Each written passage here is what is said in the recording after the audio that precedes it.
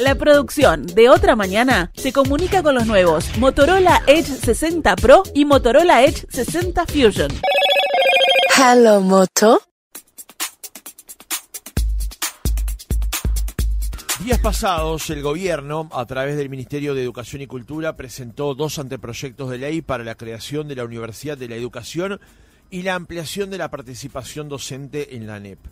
Según las autoridades, al momento de presentar los textos, con ellos se busca fortalecer la educación pública, mejorar su calidad y jerarquizar la profesión docente, a la vez que se cumple con un compromiso asumido por el ministro José Carlos Maía al inicio de la presente gestión. La exposición de motivos del proyecto para crear la Universidad de la Educación sostiene que la consolidación de este tipo de iniciativas representa una oportunidad estratégica para enriquecer y diversificar el sistema educativo en Uruguay, generando impactos tanto en el ámbito profesional como en el desarrollo social del país. Con respecto a su gestión, el artículo 9 del proyecto consagra el cogobierno en una entidad que estaría conformada por 3 docentes, uno de los cuales sería el rector, 2 estudiantes y 2 egresados de la universidad electos por sus pares. En el caso del otro proyecto, se aspira a que vuelvan a funcionar los consejos de educación inicial, secundaria y técnico profesional, en lugar de las actuales direcciones generales, y que los docentes vuelvan a tener un lugar dentro de ellos. Para profundizar sobre estos 2 temas, recibimos en nuestra entrevista central a Gabriel Quirichi, director nacional de Educación del Ministerio de Educación y Cultura. Francisco Morales, Otra Mañana. Gabriel, buenos días, ¿cómo estás? Gracias por acompañarnos. Buen día, Francisco. Bueno, como decíamos en la introducción, estas 2 propuestas que se presentaron días pasados persiguen el objetivo mencionado en la introducción, pero también el de cumplir un objetivo de campaña, un compromiso electoral de parte del Frente Amplio. ¿Lo podemos encuadrar justamente dentro de ese marco?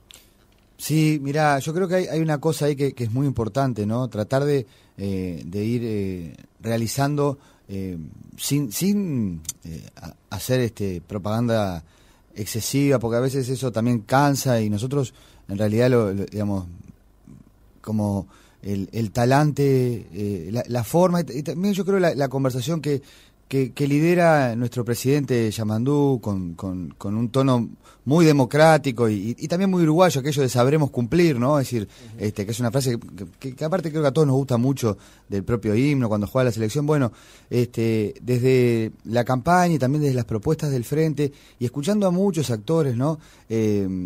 No solo del ámbito educativo propiamente, que por supuesto que hay que escucharlo, sino también miradas más técnicas con respecto al desarrollo del país, la educación, la formación en ciencia, en tecnología, las innovaciones. Hoy la enseñanza se ve muy desafiada y también tenemos asuntos como la inteligencia artificial y los problemas sociales y de las adolescencias. Bueno, en ese marco nosotros veníamos conversando y planteando la necesidad de un acuerdo nacional para alcanzar una universidad de la educación.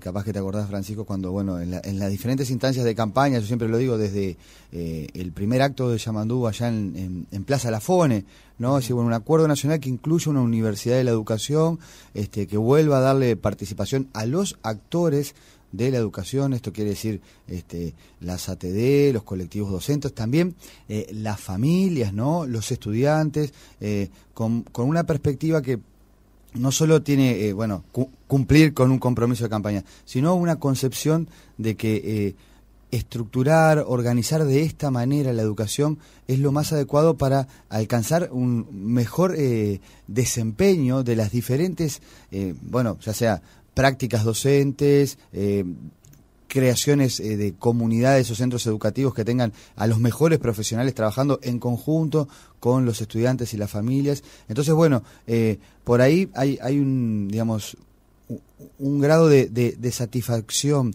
dentro de, bueno, en nuestro caso, el equipo de la Dirección Nacional de Educación, del Ministerio de Educación y Cultura, también en muy buen diálogo con las autoridades de ANEP, en el caso de la UNED con las autoridades del Consejo de Formación y Educación, de presentar un proyecto que lo que hace es, por un lado, esto que charlábamos, ¿no? Cumplir con lo que veníamos conversando de hacer, pero además cumplir en un grado, me parece que muy dialoguista, muy democrático, que no es tenemos un proyecto cerrado, acabado y no, y viste que a veces ocurren, insisto con esto, son talantes, ¿no? Hay gente que aspira a tener la solución universal y las recetas para todos los problemas casi que de manera mágica e inmediata. A mí me encanta Harry Potter, pero eso no existe en la realidad. Y este proyecto lo que tiene como objetivo es que a nivel parlamentario, con las visiones y los aportes de los diferentes partidos, pero también a nivel social, porque estamos hablando de una universidad, Francisco, que de aprobarse el proyecto va a ser la primera universidad que va a estar en todos los territorios del país, que tiene 33 centros. Entonces, nosotros venimos conversando también con diferentes organizaciones sociales, con las intendencias, con los diputados del interior, con las direcciones de cultura del interior, ni que hablar con las organizaciones territoriales, ¿viste? Yo qué sé, la otra vez estuvimos en Tacuarembó por los 80 años de las misiones pedagógicas y hablábamos con los representantes de INEFOP, de Línea, porque claro, que se instale la universidad en todo el país es un asunto que involucra a toda la sociedad, ¿no? Entonces, bueno, el proyecto va por ese carril y esperamos que la conversación, tanto a nivel parlamentario como a nivel social, de alguna manera madure una universidad actualizada, con más apertura y posibilidades y oportunidades para todos en todos los pueblos y departamentos del Uruguay, y además va a ser una base muy importante para tener buenas maestras, buenos profes, que ya lo son, pero que además tengan una carrera reconocida, una posibilidad de hacer posgrado, una posibilidad de presentar sus investigaciones sobre la práctica y que eso se convierta en seminarios y talleres, ¿no? Profesionalizándolo, y de esa manera uno de los asuntos que creo que a todos nos preocupa siempre es cómo mejorar la educación. Bueno, hay muchísimas discusiones, pero una que no se interpela y que todos estamos de acuerdo es que para una mejor educación tenemos que tener mejores condiciones para las maestras y los profesores, y la Universidad de Educación va por ese camino. Entonces, y no es una cuestión semántica, por eso hay que advertir que como lo presentó el Ministerio es un anteproyecto, o sea, es un pistoletazo para el debate, digamos. Bueno, lo que tiene esta Universidad de la Educación, como todos los proyectos que proponen crear un ente autónomo, ¿no? Porque lo mismo ocurría con la UTEC, que ocurrió en su época con la UDELAR, es que requiere de mayorías especiales. Eso también es una característica muy linda de nuestra democracia, es decir, no se trata solamente de un proyecto del Frente Amplio, sino que es un acumulado de varias discusiones, por lo menos desde el comienzo del siglo XX, del siglo XXI, más o menos en 2006, estuvieron los primeros planteos de ir a una universidad de la educación, y siempre se dialogó con otras fuerzas políticas y sociales, ¿no? En algunos casos, por ejemplo, y esto ya lo hemos charlado en el Parlamento actual, ¿no? Sectores como los de Pedro Bordaberry o Cabildo Abierto, diputados del Partido Nacional, incluso, mirá, yo estuve la primera vez que fuimos a la Comisión del Senado, Graciela Bianchi, ¿no? Que, digamos, ella plantea algunas oposiciones al tema de la gobernanza, pero planteó estar de acuerdo con que haya una universidad de la educación. Entonces, la idea del proyecto justamente fue generar un marco, si se quiere, de mínima, ¿no? Es decir, bueno, una estructura básica, tomar en cuenta que además es un proyecto que, al hacer que el actual Consejo de Educación, de Formación y Educación, pase a ser el centro patrimonial de la nueva universidad, no hay grandes gastos. No es crear, yo lo digo con mucho cuidado, nueva burocracia, nuevas instituciones, porque ya está funcionando. Lo que tenemos que darle es la organización y la dinámica universitaria del siglo XXI para que además articule con las universidades que ya existen, porque por suerte en el país ya tenemos varias sedes de la UDELAR, tenemos a la UTEC, ¿no? Entonces, imaginémonos que esos centros de formación de profesores del interior, o los institutos, los IFD, ¿no? Famosos, que están en todas las capitales departamentales y en varias ciudades del interior, sean universitarios, y quienes estudian ahí puedan tener créditos en su IFD, pero también en el CERP vecino, o en la sede de la UDELAR que esté allí, o viajar a un departamento contiguo y hacer algunos cursos en la UTEC. Sería maravilloso. Entonces, esa perspectiva, nosotros lo que tratamos de hacer es decir, bueno, presentamos un proyecto con mucho sustento en su fundamentación, en sus argumentos, porque ya hay un debate acumulado muy rico, y queremos que en el Parlamento y en la sociedad se lo perfeccione para alcanzar, digamos, los acuerdos sustantivos. Por eso está bueno que sea 2/3, ¿no? Porque estamos creando una universidad todos juntos como país. Y nos parece que oponerse de antemano es un poco... porque en general siempre se habla de, son reactivos los docentes, los conservadores. Es una postura conservadora que no... Yo por eso lo destaco mucho, ¿no? No ocurrió en la Comisión del Parlamento de Educación, cuando estuvimos en el Senado. Discrepar no es oponerse, es tratar de ver una solución intermedia. Y yo creo que hay una buena perspectiva de que con un trabajo conjunto entre los parlamentarios y a nivel social de la discusión se pueda llegar a buen puerto de crear esta universidad. En la exposición de motivos, Gabriel, se plantea que este nuevo centro académico tiene el potencial de fortalecer el desarrollo profesional y la carrera docente, exacto, desempeñando un rol clave dentro del Sistema Nacional de Educación y el Sistema Nacional de Educación Terciaria. Para explicárselo al oyente, digamos, porque tú ya lo sabés o más o menos tenés una idea. En el caso de que se aprobara la formación de una nueva universidad con estas características, ¿en qué cambiaría, en qué mejoraría la formación de nuestros docentes? Bueno, mira, yo te diría dos cosas. Por un lado, que la estructura académica, ¿no?, estaría organizada en comisiones de carrera. Se podrían generar unidades en donde, por ejemplo, las materias... Si querés cuento más fácil el caso de historia, ¿no? Nosotros tenemos materias específicas, las historias, ¿viste? Vos estudiás historia medieval, historia del Uruguay, americana, y después tenés las materias generales que son para dar clase, digamos, las pedagogía, didáctica, todo eso, ¿no? Entonces, si vos en la Universidad de la Educación esas diferentes áreas las tenés organizadas en cátedras, ¿no? Y las cátedras que van a ir generando que los diferentes docentes que impartan las clases van a estar actualizándose en términos de conocimiento, de generación de nuevas propuestas de enseñanza, ¿no? Con un rigor y una tarea que permite estar, como se dice vulgarmente, ¿no?, pero en lo último del conocimiento para los docentes que se están formando en el día de hoy. Pero además hay otra cosa muy importante, que esos mismos estudiantes, ¿no?, y los docentes que están trabajando con ellos van a tener que realizar también tareas de investigación, ¿no? Porque muchas veces los docentes ahora en formación docente, muchos lo hacen igual, por eso digo que no hacen, pero investigar, ¿qué quiere decir? Bueno, yo tengo un proyecto de cómo, ponele ahora, ¿no?, que estamos con los 200 años del Uruguay, ¿no? ¿Cómo trabajamos el tema de la independencia con los adolescentes? ¿Qué entiende eso? Y digamos, en un centro universitario se puede hacer una investigación con los docentes de esa cátedra, más los estudiantes de formación docente, convertirla en una publicación, generar un seminario, y todo eso, ¿qué supone? Que no solo tenés, digamos, un reconocimiento en tu escolaridad, en tu carrera, no, es decir, que ustedes creo que todos lo saben, ¿no? Digo porque también me planteas para los oyentes. Sí, claro, la carrera de docente, viste que solamente es por antigüedad.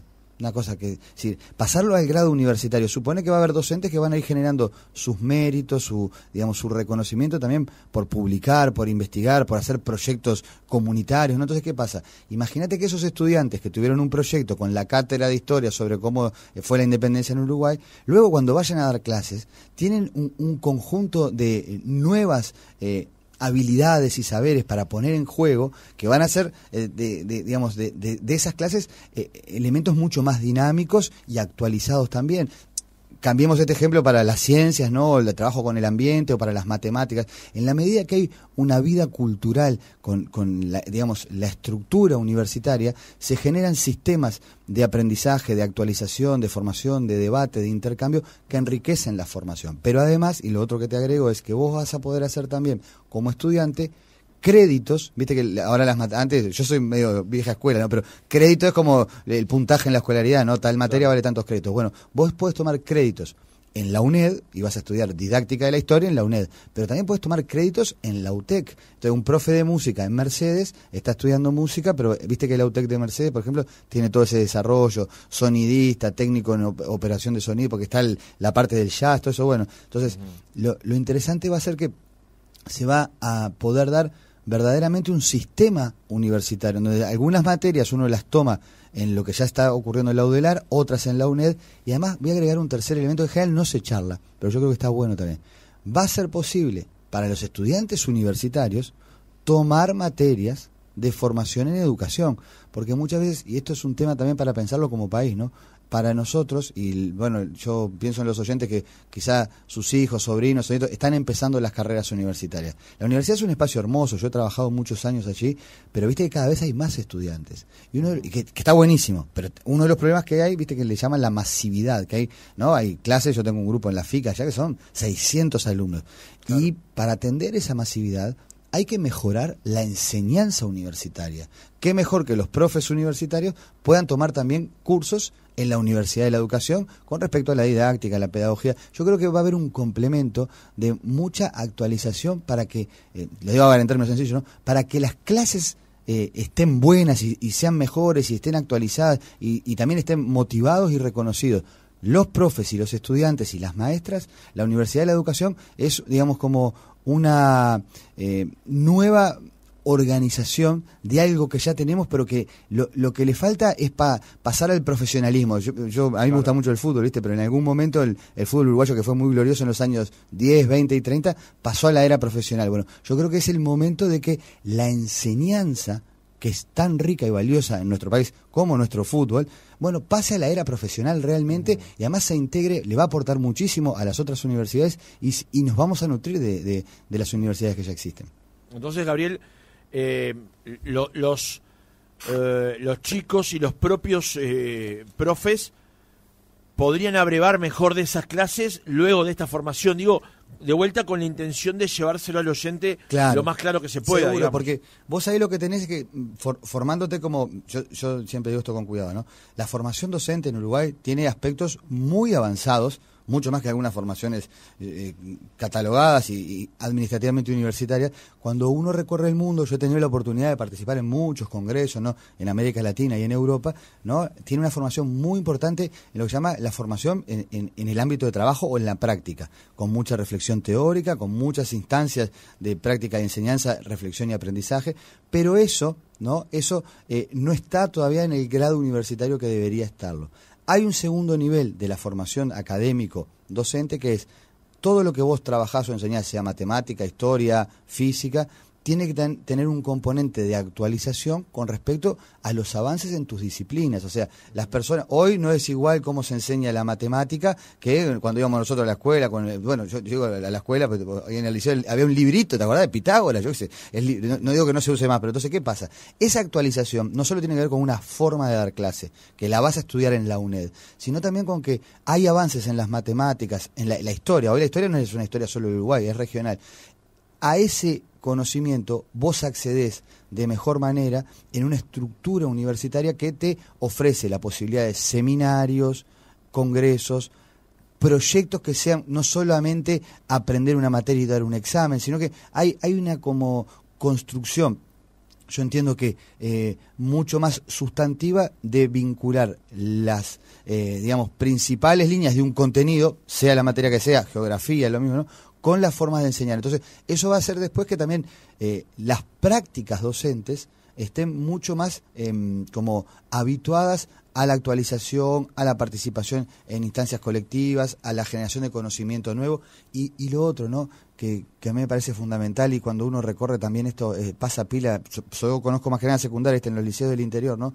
Las y los docentes estudian y se actualizan muchísimo, innovan, hacen, bueno, Ceibal es un ejemplo re lindo también que se va a integrar, nosotros estuvimos conversando mucho con Ceibal cómo hacer esto para tener disciplinas en la formación docente que tengan en cuenta el pensamiento computacional, la robótica, no tenemos que actualizar la inteligencia artificial. Claro. No sé si han visto los nuevos textos y programas de Ceibal con respecto a la IA. Entonces, si vos eso lo ponés en la carrera original de formación de maestras y profesores, estás anticipándote a que después, cuando vayan a las escuelas, a los liceos o a las UTU, tengan también como muchas herramientas para poder hacer, digamos, las mejores clases. Y agrego un detalle más, ¿no?, con un componente que nosotros venimos conversando también, de tener en cuenta otras formas de educación. Nosotros lo que sí sabemos es que hay elementos que son muy tradicionales y muy valiosos, pero que también la educación tiene que adaptarse a nuevos contextos socioculturales. No es lo mismo enseñar en una pequeña comunidad estable en el interior y próspera que en los barrios de la periferia del área metropolitana, claro. ¿No? Entonces, también elementos de la educación popular, de los trabajos comunitarios, tienen que ser parte de la currícula del futuro profesor o la futura maestra. Gabriel, ¿cómo quedarían los maestros y los profes que ya están recibidos, que hoy están impartiendo clases a partir de una eventual creación de la UNED? Bueno, nosotros ahí creemos que la propia UNED, en la propuesta inicial, planteamos que el Consejo Actual de Formación y Educación tenga 2 años de transición para elaborar su forma de propuesta de cogobierno que después presentará ante el Parlamento, ¿no? Y esa nueva entidad, junto con, bueno, ahí tenemos que conversar con las indicaciones del Ministerio de Cultura, deberá resolver de qué forma se acredita la formación, que ya por ejemplo, pongo mi caso, no por persona, sí, claro, pero cualquier maestro o maestra recibida, yo soy profe recibido, ¿no? Bueno, ¿qué tiene de creditización posible lo que fue mi carrera, mi escolaridad, para considerarlo en el marco de la nueva universidad pasible de ser reconocido como universitario? Quizás puedan decir, bueno, mirá, pero acá estamos hipotetizando y hay que dejar que la autonomía y las diferentes experiencias lo terminen por decidir, ¿no? Pero en algunos casos, en algunos países, lo que se ha hecho es un reconocimiento de que, por ejemplo, cursaste tantas materias, tantos exámenes, eso te habilitaría a estar, ¿no?, en un 80% de un título universitario y con algunos seminarios de actualización y de formación o alguna práctica de extensión, obtenés además la titulación universitaria, ¿no? En otros casos se ha hecho por presentación de méritos y otro puede decirte, mirá, fulana, profesora de biología, pero fulana después participó en la ANI en tal proyecto, hizo una investigación, publicó tales avances científicos. No, bueno, ya fulana la consideramos además una profesora universitaria de biología. Yo creo que eso hay que tener como la flexibilidad y el rigor de no plantear una tabula rasa como, bueno, un poco nuestra gran discrepancia con la administración anterior fue esa prueba externa, ¿no?, que no suponía una formación, ¿no? Y hacerlo con un cuidado de respetar las trayectorias y también, esto es acá voy a plantear una posición personal, ¿no? Yo creo que es muy importante que en Uruguay debatamos, sin trancarnos en eso, críticamente sobre aquel pasado que dejó casi por medio siglo o más sin la posibilidad de tener título universitario a los docentes por aspectos un poco entre administrativo y de interpretaciones creo que equivocadas sobre la organización. Bueno, fue un debate de Ferreira Grompone hace muchos años, que fue una pena porque me parece que en los hechos, ¿no?, y ahí hablo específicamente del área personal, ¿no? Por ejemplo, en historia, claramente las formaciones son complementarias, habrá detalles, pero bueno, hay grandes historiadores surgidos del IPA y grandes docentes surgidos de humanidades. O sea que creo que lo que también tenemos la oportunidad de pensar la estructura del sistema universitario terciario público con mucho más sana flexibilidad y reparar errores de una concepción que en algunos aspectos era un poco aristocrática o cerrada de herencias que, bueno, que creo que esto que yo te decía al principio, ¿no?, la acumulación positiva de una sensibilidad democratizadora va sanando y reparando. Gabriel, una pregunta que me quedaba en el tintero pensando mientras te escuchaba hablar de los docentes ya formados y aquellos que se van a formar ante la eventual creación de la Universidad de la Educación. Salarialmente, ¿qué pasaría en este caso, digamos? Un docente que está formado en la Universidad de la Educación y un docente que está trabajando, que no tuvo esa formación, sino que tuvo la que actualmente se imparte. ¿Cómo debería ir acompasándose eso, digamos? Bueno, hay dos cosas que nosotros también tenemos que trabajar con cuidado. Yo no me animo a dar una respuesta definitiva porque, ¿qué pasa? Nosotros tenemos también en el sistema educativo en su conjunto una diversidad de instituciones públicas que tienen sus propias estructuras, disposiciones, reglamentaciones. Por ejemplo, en el caso de los docentes de educación secundaria pública está el estatuto docente. Y sobre el estatuto es que se negocian las cuestiones salariales y de tiempo docente que no corresponderían a la Universidad de la Educación, ¿no? La UDELAR tiene su propia organización de grados, etcétera, ¿no? La UTEC tiene otra, primaria tiene su sistema de concursos. Uh-huh. En términos ideales, yo creo, ahora, porque eso que vos preguntás también, mirá, yo lo asocio con, hace muy poquito, que preparando el proyecto nos reunimos con la OPP, ¿viste? Porque hicimos toda una serie de reuniones, OPP, Ceibal, UT, CANEP, bueno, la verdad estuvo buenísimo, la ATD, los docentes, ¿no?, los sindicatos de la educación, y en la OPP nos decían un asunto que quizá era una linda oportunidad, si salía la UNED, para tratar de generar, por ejemplo, un ciclo básico universal universitario, que vos pudieras empezar en cualquier área, sea la UNED, la UTEC, la UDELAR, o bueno, pero que más o menos haya algunas materias comunes para todos, que después elegís si vas a ser profe, maestra o biólogo, no importa, ¿no? ¿Tá? Pero para eso era necesario crear un sistema de información unificado. ¿Por qué lo asocio con lo que vos me preguntás? Porque creo que en la medida que avancemos hacia un sistema de formación universitaria completo, también vamos a poder ir generando una como mayor coherencia en las carreras docentes, ¿no? Pero también en la investigación, en las maestrías, en los posgrados, y eso va a demandar que después tanto la ANEP como primaria, bueno, la ANEP tiene primaria y secundaria, ¿no? Pero también otros ámbitos donde la enseñanza ocurre, ¿no? Actualizar de acuerdo a cómo son las carreras estos formatos y tender a igualarlos, ¿no? Porque yo lo que creo que es un poco complejo, mirá, y hay que pensarlo, ¿no? Las mismas personas trabajando en el Estado, pero en diferentes instituciones, por hora ganan distinto, ¿no? Entonces, claro, esto es un asunto que es difícil, pero quizás la UNED nos ayude a tratar de darle una coherencia a este sistema. Pero para bajarlo más a la tierra, Gabriel, sí, en el caso de un docente en el último año de la formación actual y un docente formado en la Universidad de la Educación luego de pasar en su primer año de formación, digamos, sí, y van a trabajar, van a percibir lo mismo, deberían percibir lo mismo, eso debería actualizarse fruto de que uno tiene una formación determinada y otro otra. ¿Cómo lo ves? A título personal. Mira, yo lo que primero considero que ahí lo que hay que respetar en primera instancia es la estructura de la propia ANEP, ¿no? Entonces,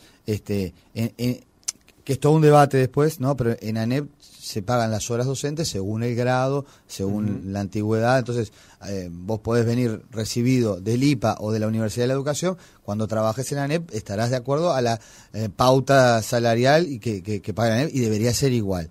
Pero sí creo que esto es una cosa interesante, que en la medida que esto ocurra, ¿no? O sea, que ganemos todos lo mismo por las horas que trabajamos, pero que se empiece a estructurar la carrera y la remuneración, porque no es solo un tema de salario, el reconocimiento, también por diferentes tipos de acciones. Entonces, porque yo quizá puedo pagar lo mismo la hora, pero al momento de organizar el escalafón docente, tener en cuenta que no importa si es de la UNED o del IPA, pero si es un docente que realiza investigaciones, que hizo un trabajo comunitario, que participó con horas ayudando a los becados, dándoles tutorías, que eso significa un reconocimiento, quizás a la hora de estar en el ranking del escalafón docente, así como, viste, porque el escalafón docente es antigüedad, pero también tiene, por ejemplo, asistencia, informe de inspección. Yo creo que vamos a ir caminando a también una profesionalización de la organización de las remuneraciones para los docentes como carrera universitaria. Y yo creo que eso a mediano plazo va a ocurrir. Gabriel, el punto 37 de las bases programáticas del Frente Amplio planteaba justamente la creación de la Universidad de la Educación pública, autónoma y cogobernada de carácter nacional, con formación de grado y posgrado, integrada y coordinada en el sistema de educación terciaria. Exacto. Se insiste con el tema de la cogobernanza en la Universidad de la Educación, algo que está recogido también en el anteproyecto de creación del mismo, sí, digamos. ¿Por qué? Porque es importante que la Universidad de la Educación, que va a formar a los docentes, tenga participación de los docentes. Bueno, porque ahí hay una cuestión que ha sido muy estudiada, ¿no? Y es que las instituciones de creación de conocimiento, y en este caso creación y difusión, ¿no? Divulgación a nivel de estar trabajando con la familia de nuestros hijos, de nuestros sobrinos, ¿no? Es decir, una universidad de la educación es un lugar clave para, la cultura de todo el país, ¿no? Bueno, lo que está demostrado desde, yo te diría, acá me pongo profe de historia, perdón, pero no, vale, desde el Renacimiento, que empiezan a surgir las universidades que empiezan digamos, a tener cátedras libres, ¿no? La cátedra libre es la opción de poder trabajar con apertura crítica y rigor científico frente a los poderes que imponían cosas en aquella época, quizás, bueno, ¿sabes? El teocentrismo, todo eso, ¿no? Bueno, no, tiene que haber cátedras libres. Eso tuvo una deriva muy importante hacia el siglo XX y especialmente en América Latina, acá Córdoba, pero también la Universidad Uruguaya, fueron las que en la reforma de los años 20 del siglo pasado establecieron que era muy importante tener incorporada la dimensión de los investigadores, de los docentes y también de los estudiantes. ¿Para qué? Para que el conocimiento no se estancase por una decisión del poder político, monárquico, religioso de turno. Es decir, la autonomía del cogobierno son la garantía de una fluidez científico, cultural, de estas sedes colectivas, porque las universidades aparte son públicas, ¿no? Son de todos. No pueden depender solo de una voluntad política para que realmente estén actualizadas y puedan realizar, ¿no? las tareas que como sociedad queremos tener una mejor educación, avancemos en ese caso. Pero además yo agrego un punto que es muy interesante porque hay estudios muy recientes, en ese caso en nuestra Dirección de Educación. El área de educación superior la dirige la licenciada Virginia Villalba, que ha estudiado con profundidad y realmente yo convoco a que trabajen con ella porque, ¿qué pasa? Las instancias de cogobierno y autonomía dinamizan el trabajo. Voy a ponerte un ejemplo, capaz que te acordás, pero cuando vino la pandemia, yo trabajo en varios lados, ¿no? Pero la pandemia fue un momento que nos sacudió a todos. ¿Te acordás que todos trabajamos por Zoom? Bueno, ¿no? La institución que más rápido reaccionó, y eso que teníamos el plan Ceibal, para seguir dando cursos, organizarse y que nadie perdiera clases, fue la Universidad de la República. Porque no justo fue un año complejo. Mirá que yo lo digo con mucho cuidado porque yo estaba trabajando también en ANEP, tenía clases en secundaria, en el IPA y en magisterio. ¿tá? Y después en todos trabajamos bien, pero quien más rápido reaccionó, porque además justo te acordás que la pandemia vino el año que estaba asumiendo el nuevo gobierno, el de la calle Pou. Entonces había una transición. Entonces la UDELAR, siendo autónoma, rápidamente creó los consejos virtuales, la acreditación a través del Zoom, ¿no? Se trabajó muy bien. Entonces, esto es una garantía a futuro. Yo viste que lo decía cuando charlamos al principio, ¿no? Para que sea verdaderamente cumplir con un acuerdo nacional. Después hay formatos que se pueden actualizar. Nosotros no somos fundamentalistas de ninguna idea, porque el fundamentalismo es para otro lugar, ¿no? Es decir, el cogobierno puede tener diferentes variantes, no tiene que ser exactamente igual el de la UDELAR, porque también tiene la propia historia de la UDELAR muestra análisis críticos para mejorar de eso, ¿no? Nosotros lo que sí entendemos, porque además está ocurriendo, es que la perspectiva de la participación es muy importante, ¿no? Porque el Consejo actual de Formación en Educación ya tiene un representante elegido por los estudiantes y una representante elegida por los docentes. Y eso surgió, y también me parece lindo contarlo, de un acuerdo en la Ley de Urgente Consideración aprobada en el gobierno anterior. Y ese acuerdo fue protagonizado por dos senadores actuales, que están también en la Comisión de Educación, muy valiosos, porque a veces siempre está todo el tema del ring y rang, y con Graciela Bianchi ahí tuvo una actitud, porque sabe mucho de educación, una actitud muy constructiva con Sebastián Sabini, de decir, bueno, porque es lo que yo te decía, Graciela Bianchi y muchos senadores del Partido Nacional, más allá del ring, porque después en las redes sale alguno a decir cosas, pero todos son contestes de que precisamos que esto sea universitario para mejorar el país en el interior. ¿No? Y porque además el Partido Nacional que tiene tanta llegada en el interior, esto sería buenísimo. Salvo algunos que no quieren, hay gente que no le gusta que la gente estudie porque prefería otras cosas, ¿no? Yo qué sé, pero la gente que tiene como ganas de que el país mejore, esto lo ve como positivo. Y Bianchi y Sabini acordaron, bueno, si va a tener que tener una estructura de cultura universitaria, mejor que haya un consejo y no que sea dirección general, como viste que la LUC aprobó esto que nosotros ahora proponemos. Entonces, ¿por qué hicieron eso? De que darle una estructura con participación y compartiendo el gobierno, sin que pierda participación el poder político, pero como una, digamos, forma de reconocer que eso habilita un mejor desarrollo de la comunidad científico-educativa, que es la que nosotros queremos que se derrame por todo el país. Y bueno, quizá, mirá, yo estuve, yo te contaba el otro día en Tacuarembó, ¿no? Charlando con la gente de allá de la Intendencia, de la Dirección de Cultura, con los estudiantes de formación docente, y me preguntaban, ¿tiene la palabra descentralización el proyecto? Bueno, nosotros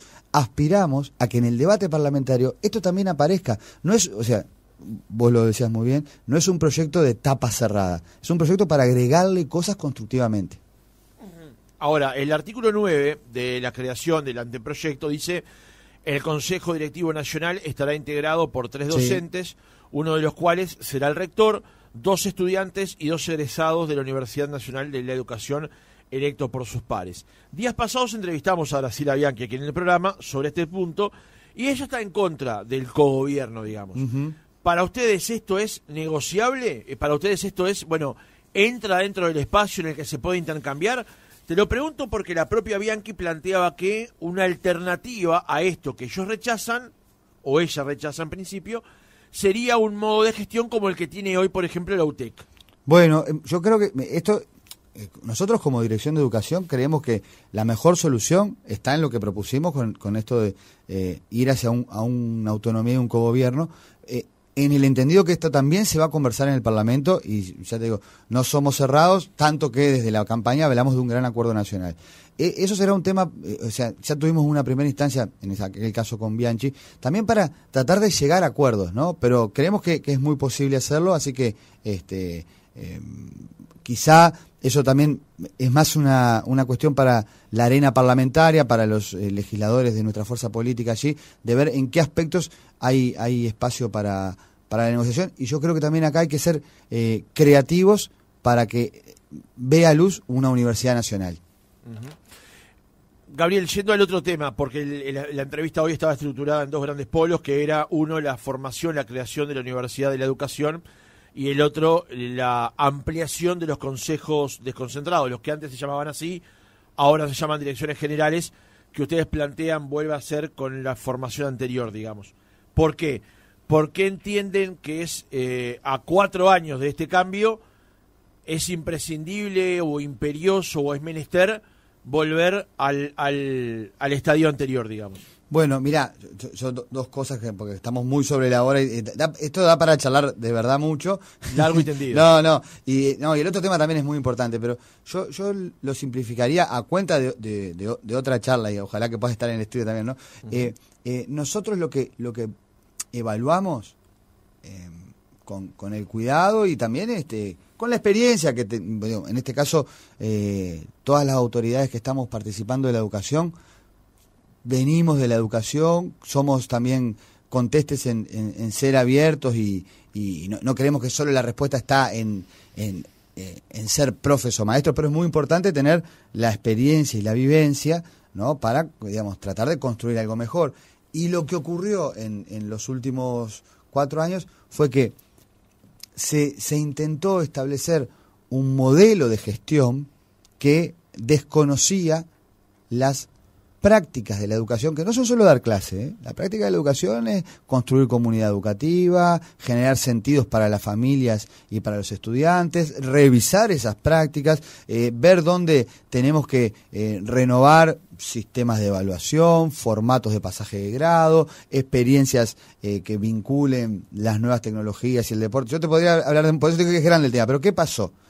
El modelo de gestión que se apostó, digo se apostó porque no funcionó en la administración pasada, tendió a centralizar en algunas formas, por ejemplo, el tipo de planificación único a través de las competencias, las direcciones personalizadas para tratar de supuestamente agilitar las cosas, y perdió de vista la realidad educativa.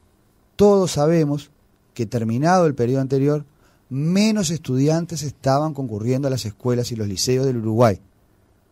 Ese asunto, nosotros, mira, capaz que yo dije, además justo ahora ya tenemos que redondear, perdón, pero hace muy poquito la ANEP, el MIDES y el Ministerio, junto con el INAU, presentaron la campaña de revinculación, que seguro estuviste al tanto, Francisco, sí, ¿no? 5.000 jóvenes dejaron de asistir.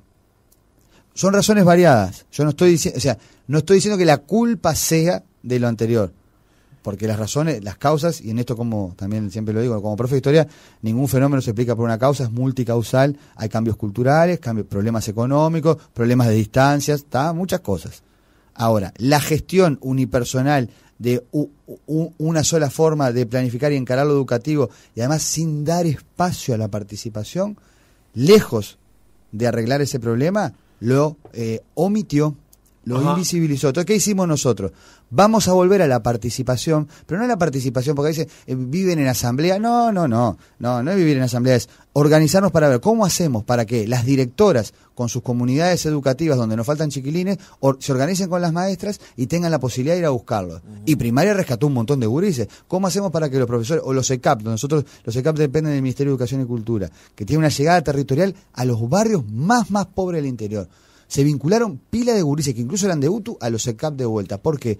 Porque vos, al habilitar la participación, que no es habilitar la participación para dar un like o participar en una encuesta, es usted que conoce el territorio, la práctica educativa, su equipo de trabajo docente, ¿cómo puede hacer para que esto se solucione? O al revés, usted que está ahí, ¿qué problemas ve que la administración a nivel central no está teniendo en cuenta? Entonces, la vuelta a los consejos no es solo una vuelta al tema de la gobernanza, sino a la significación política de que la educación es un asunto que, lejos de ser encarado en términos empresariales, tiene que ser encarado en términos democrático-pedagógicos, como la mejor tradición uruguaya desde la época, y acá me pongo profe, pero Artigas, y se junta con el Damaso Antonio Larrañaga, ¿no? Nuestro gran primer sacerdote reconocido por la Biblioteca Nacional, lo que piensan es cómo hacemos, porque yo vengo de la escuela de los franciscanos, cómo hacemos para que le llegue a todos la cultura, ¿no? Y eso no se hace por decreto desde arriba. Gabriel, la última pregunta, porque estamos los dos sin tiempo ya. Dale, sí. Quedamos para otra, Ya, ustedes, me refiero a ti, al ministro, a la subsecretaria, al presidente de ANEP, ¿ya hay un diagnóstico correcto o concreto de que lo que se hizo hasta ahora de parte del gobierno anterior, me refiero con la transformación y en particular estos cambios, no dieron resultado? Bueno, yo te diría dos cosas. Hay un diagnóstico muy certero que...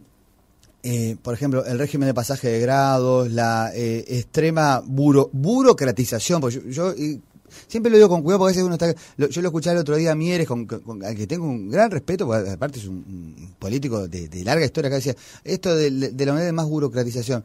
Yo le diría, mire, ¿no sabe la burocratización que impuso la transformación educativa con planificaciones kilométricas, y donde no había posibilidad de atender los problemas reales de los chiquilines, porque los profesores estaban llenando planillas de Excel, que no eran de Excel, era más complicado? Terminó ocurriendo, digo, para la evaluación, ¿no?, de esto, que empezaron a aparecer cuentas en Instagram, ¿no?, ofreciéndote que te la planificaban con un bot, porque claro, por ejemplo, un profe que tiene muchos cursos, no podía presentarlas todas, ¿no? Es esa debilidad de... Por eso insisto, cuando se quiere asumir como que desde un centro que puede tener su poder, se designa todo y se decide todo, y después estamos hablando de la situación de vínculos culturales más importante y masiva que tiene en nuestro país. Mirá cómo lo dije, ¿no? O sea, la educación en el Uruguay abarca al 90% de los estudiantes de primaria, la pública, y al 85% de los estudiantes de secundaria. O sea, estamos hablando de 70.000 docentes, más de 100.000 funcionarios en todos los territorios. No se puede administrar con directivas de ese tipo. Esa evaluación, nosotros lo que tenemos claro es que debemos reorganizarla para que tengamos mejores procedimientos, estar atentos a los problemas, pero a su vez mejorar la calidad de los resultados. Y en principio, nosotros acá lo que tenemos como estudio es que hay que recuperar el carácter técnico, propositivo, con la experiencia de las aulas, los proyectos, el trabajo por proyecto, por ejemplo, el trabajo en Vinas, ¿viste? En trabajar de a dos los profes de matemáticas. Hay experiencias buenísimas. Bueno, eso hay que escucharlo para reorganizar bien y mejorar algunos aspectos, sobre todo tendientes a que no dejen de concurrir los chiquilines.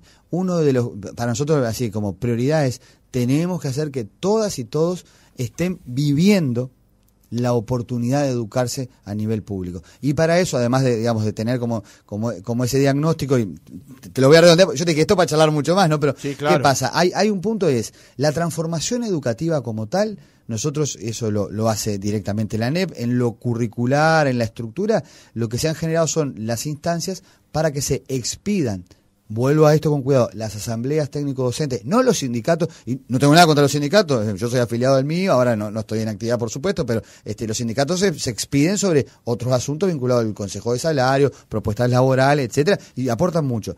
Pero para la decisión de la política educativa, escuchemos a las inspecciones, a las direcciones, a los docentes que trabajan, ¿no? Y revisemos en clave de transformación, novedosa y creativa, con esa escucha a partir del año que viene, respetando sí los ciclos de los estudiantes, que es algo que no hizo la administración anterior, y que porque también hacer los cambios a las insisto, la educación no se marketiniza, ¿no? Y el marketing es una ciencia muy linda, pero para tiempos cortos, de campañas publicitarias, etc. La educación tiene otros procesos que son los de los chiquilines, las familias, las instituciones. Pero además de eso, nosotros somos muy conscientes de que uno de los problemas no solo es porque yo lo voy a decir así con mucho cuidado, el ausentismo, la baja de los chiquilines concurriendo, no es solo fruto de la transformación. Es cierto que el sistema de pasaje de grado, al eliminar un montón de exigencias, habilitó a considerar que era más o menos importante ir o no ir. Eso fue un error muy grave de la administración pasada. ¿Nosotros qué vamos a hacer? Un sistema de becas y de apoyo a los adolescentes con equipos que además tengan en cuenta la etapa de la vida, los problemas de salud mental, las dificultades de aprendizaje y el deporte, para que en las zonas más vulnerables estén acompañados chiquilines y docentes para no dejar de concurrir. Y ese es un poco el compromiso que estamos tratando de armar con mucho cuidado a través del presupuesto nacional y de cara a lo que se viene. Gabriel Kirichi, director nacional de Educación del Ministerio de Educación y Cultura, gracias por haber estado otra mañana con nosotros. Bueno, nos vemos la próxima.